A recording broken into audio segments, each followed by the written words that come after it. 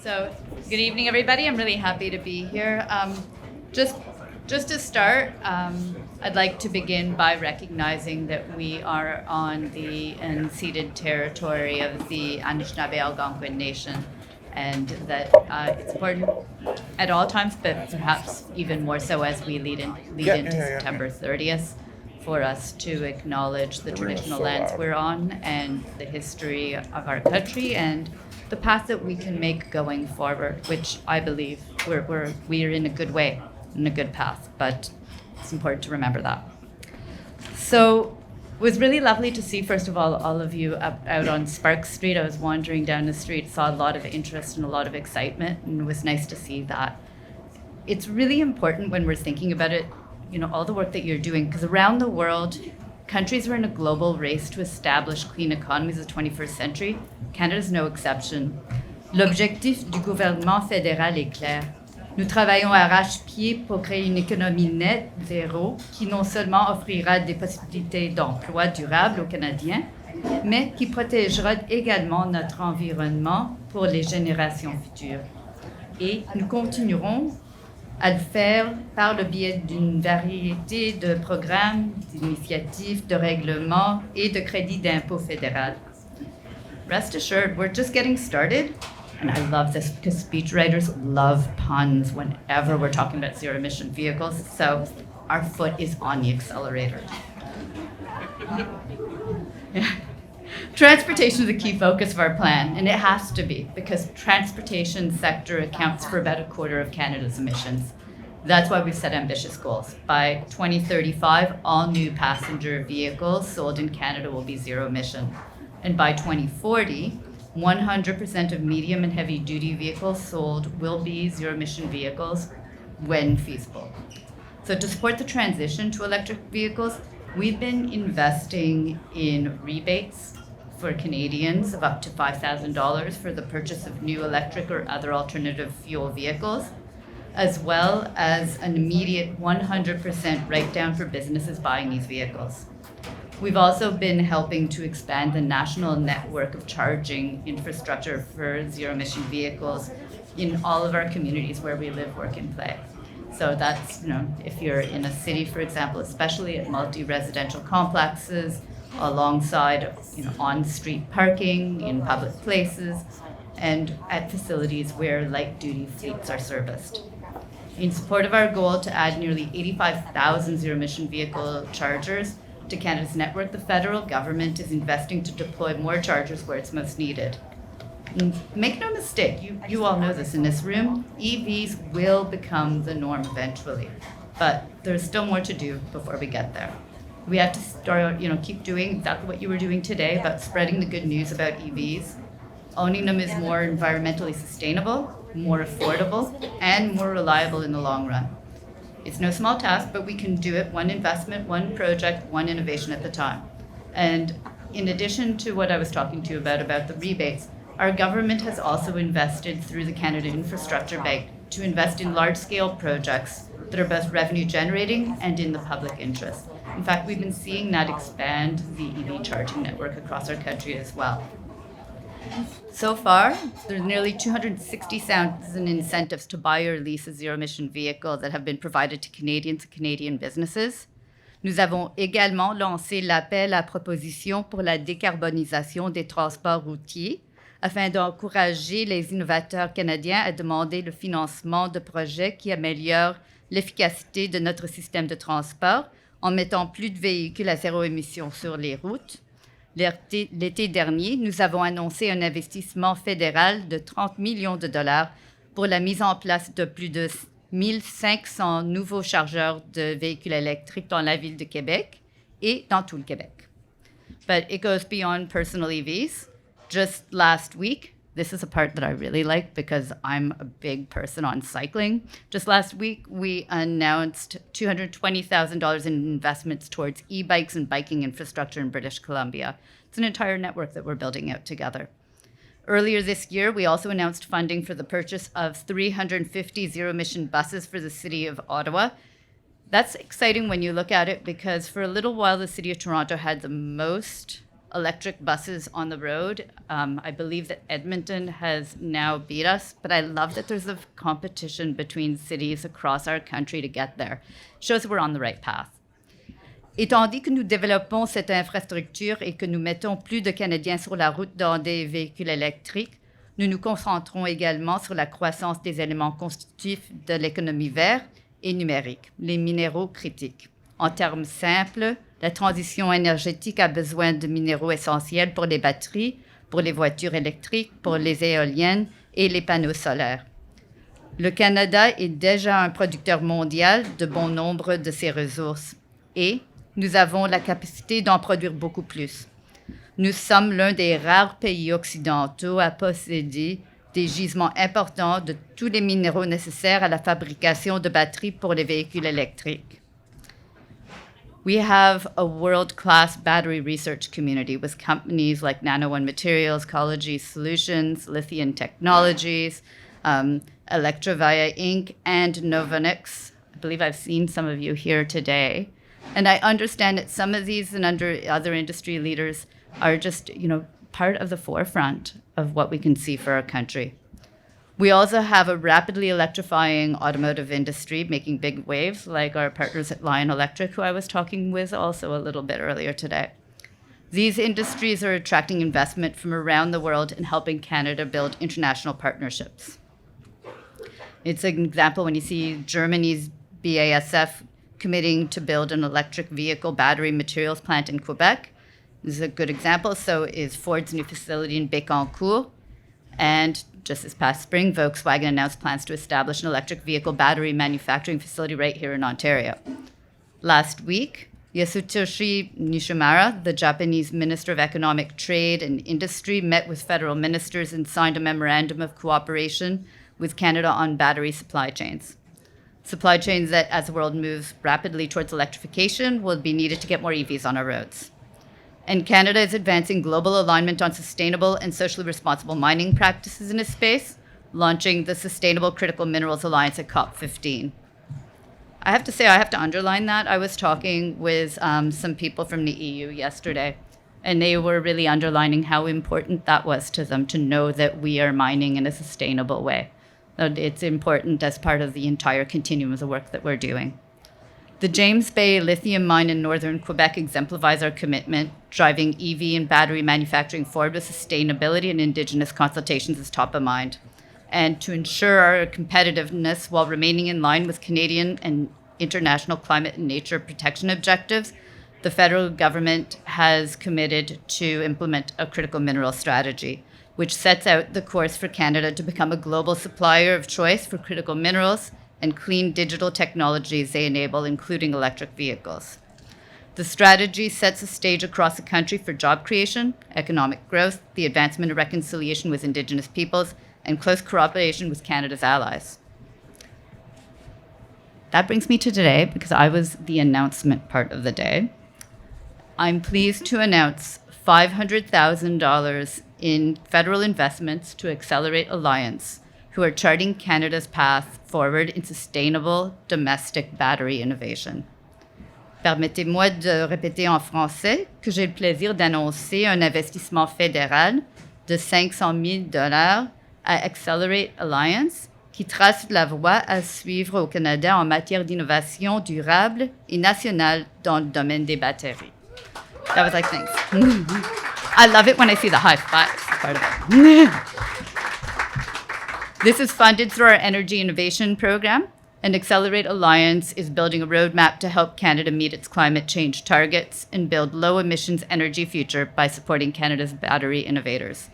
By investing in tools like this, the Government of Canada is backing science-based decision-making and supporting movers in the battery industry who are actively creating pathways to achieve a net zero economy. I want to congratulate Accelerate-Alliance for your vision, your collaboration, for being strong partners on a project like this. I also want to thank all of you here today, because all of you are part of this exciting future, creating strong jobs and strong economy that we know we can build right here in our country. So thank you, and I'm going to pass it along to Mo. So we can start by talking really about batteries. We've been talking about batteries for several years now, and the battery innovation roadmap really is trying to define what does it mean for Canada to be a global battery innovator in this space. And really, if we look at the history of Canada's battery innovation, we've actually had some major contributions. This battery that's in all of our phones, which actually mine is at 2%, so we need to do some innovation there to help. But we've made some major contributions on some of the major kind of battery chemistries that are used today. So it's LFP and NMC. And we've also had a company in Canada since the 70s that was the first company that actually commercialized the first lithium rechargeable battery in the world in 1988. So this is not new for us. We've been contributing to this global solution to climate change for decades. And what we wanted to do with this project is to work with members, partners, industry stakeholders to build a battery innovation roadmap that is really aimed at creating a shared vision of success for Canada and defining the strategies, the objectives, the pathways, the timelines that really we need to get to in order to capture this opportunity in battery innovation and build on the historic contributions that we've had. So the first question really is, why batteries? Like, why are they important? And if we look at all of the studies that model out net zero, how are we gonna stop climate change or mitigate basically the worst outcomes of climate change? Electrification is one of the key pathways or core pillars for decarbonizing societies across the world, right? So now that we've acknowledged electrification is the way to go, well, really we need to to be able to move energy around. We need to be able to integrate more renewables, and we need to be able to decarbonize things like vehicles and transport that require basically batteries. So it's really batteries are at the core. They underpin this electrification strategy, and it's for things like light duty vehicles, medium and heavy duty vehicles, off-road vehicles, but it's also for things like medium and heavy, like stationary storage, as you can see on the graph here by Bloomberg. And you can see here that the battery demand in the world is going to expand, by 10x over the next 10 to 12 years. So we're really going through a major pivot point right now, or like a pivotal point where we're looking at, what is the current demand and the current capacity that we have, and where do we need to get to? And Canada has started to play a key role in that over the last few years with the announcements that we've seen on battery capacity, on cathode material, as the Parliamentary Secretary talked about in her announcements. But now the step is, what are we doing on the innovation side?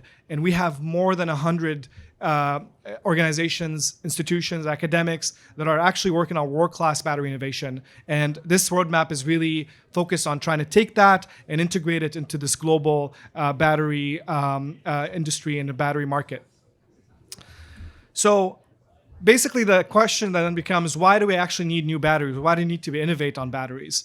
And the thing is that if there were no problems, we would not basically go back to the drawing board and we just kind of use the batteries that we have. But my 2% battery on my phone is kind of an example of things that consumers want that actually is forcing us back to the drawing board. So that's like sort of market applications. We want cheaper batteries so we can have cheaper electric vehicles, so that we can make electric vehicles more affordable for mass adoption. We want batteries that last longer when it's cold outside, right? So that we can have better range. We want batteries that can actually have a really long life cycle. You can cycle them for so many times, which is the equivalent of 1,000 miles, let's say, so that when you actually give access to the grid to integrate with your vehicle so we can decarbonize the grid, nobody really cares if their battery is cycling so many times, because it's not going to degrade, because the chemistry is so good that the life cycle is so long. These are the pressures in the real world that are forcing us back to the drawing board and actually having us innovate. And there's Canadian innovation in all those things, and that's exactly what we're identifying in this roadmap. Other things are like geopolitical pressures, like cobalt comes up. If you actually talk to anybody that doesn't know anything about batteries, they're just the first thing they'll ask you is like, well, I heard batteries are not good because like there's mines and Congos and it's like not really ethical. And it's not necessarily, nobody's denying that there are actual issues currently. But the thing is, those issues we're not stuck with them. We can innovate around them, right? And also, we can have cobalt mined here, which is what we're trying to do.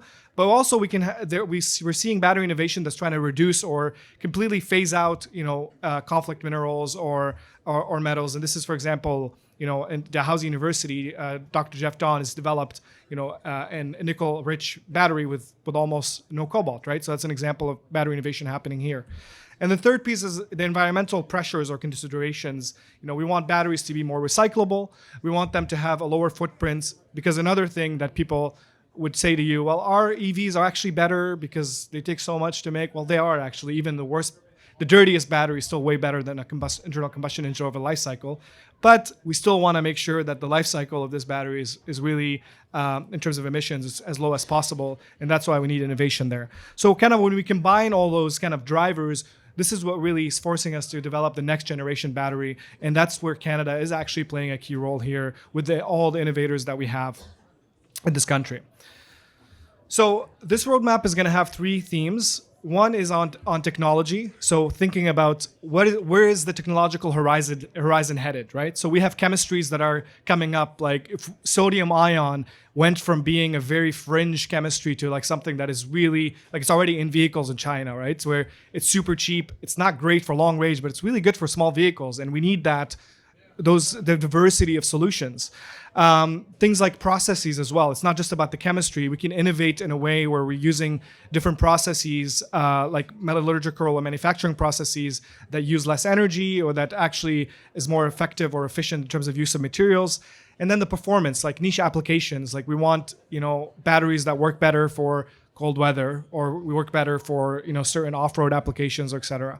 So really, and then the second theme is the battery architecture. So what's the funding support that exists here to actually support battery innovators in Canada? What are the physical assets that are needed, and what are the skills and intellectual property strategies around that?